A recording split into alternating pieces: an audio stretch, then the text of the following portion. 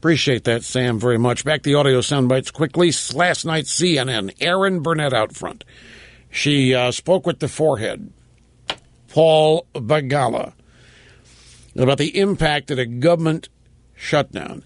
Now, I don't want to get too far gone here. You know, as the mayor of Realville, you stay real. But I have been opining that I think, let me put it this way, the Republicans are not losing the way the Inside the Beltway media is portraying.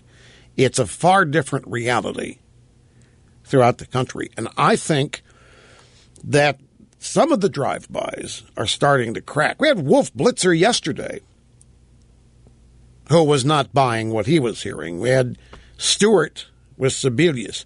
And here now is Erin Burnett talking to the forehead about the shutdown. And what they're all starting to say, wait a minute, everything's still functioning here, except what you guys won't permit. You guys won't permit the veterans to go to the memorial. You guys won't permit national parks to open. You guys won't permit, but other than that, everything seems kind of fine and dandy here. What about the shutdown? The media notices the Amber Alert website isn't working. It goes back up.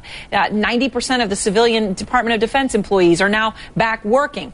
If the government was really shut down, there wouldn't be money to do all of this. So it does sort of create this atmosphere of maybe they oversold this. This was supposed to be the end of the world, and it's not. So then maybe the debt ceiling won't be the end of the world. Oh, so maybe the debt ceiling won't be the end of the world. This isn't. Y2K wasn't.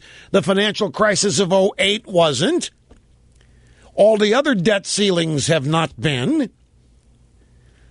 Maybe this isn't. So a technique has maybe exhausted itself here. Here is the forehead's reply, who, of course, sticks to the Democrat line. I saw Warren Buffett saying that it would be a nuclear bomb. Go past the debt ceiling. Go ahead and do it. Just like let your kids play baseball in the middle of a crowded street. Maybe they won't get hit by a car. I think it's preposterous. It's crazy. It's walking into a risk, an enormous risk, if you listen to the experts, that we don't need to have. A non-answer. Walk into a car, walk into a street, you may get hit, you may not be. That's where we are with a shutdown. Warren Buffett said it's like be a nuclear bomb. Warren Buffett is on record as saying Obamacare is a disaster. All the way back as far as 2009, Warren Buffett advised Obama to pull it back and redo it. So let's move forward to this morning. CNBC Squawk Box, the co-host Joe Kernan talking with Sam Zell. And full disclosure, Sam Zell used to own J-Core Communications, which for a while was the syndication partner of this program, although I never met Mr. Zell. Never met him. Of course, know of him. Real estate investor. Used to own, maybe he still does, the LA Times and Tribune Company. I know he wants to sell it if he still does own it. I've lost track. But he's a multi-billionaire financial whiz. And Joe Kernan said the stock market is OE or QE juiced in your view, meaning they've overdone it. QE, this, it's just not real.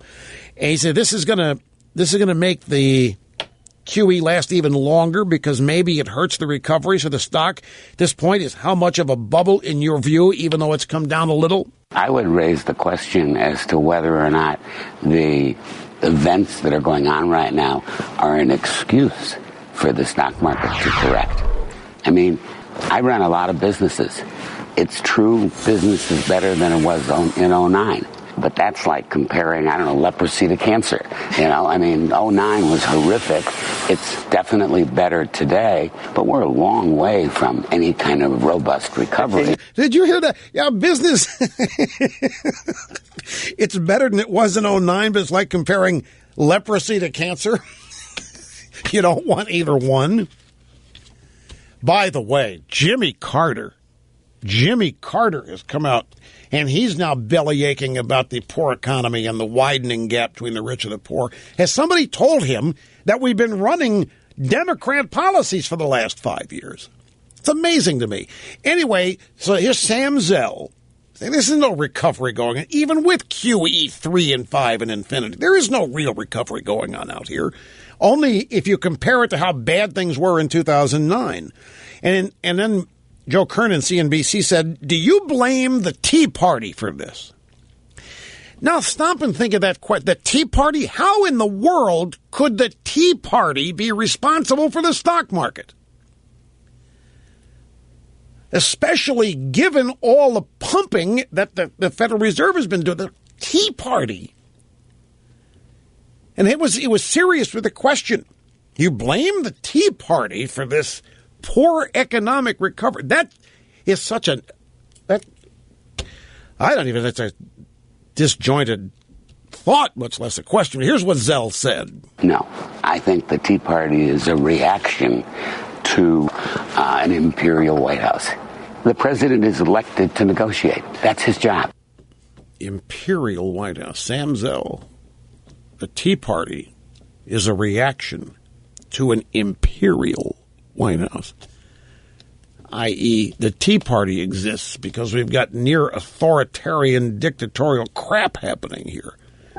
Responsible for the market, that's the president, Joe. Back after this. Don't go.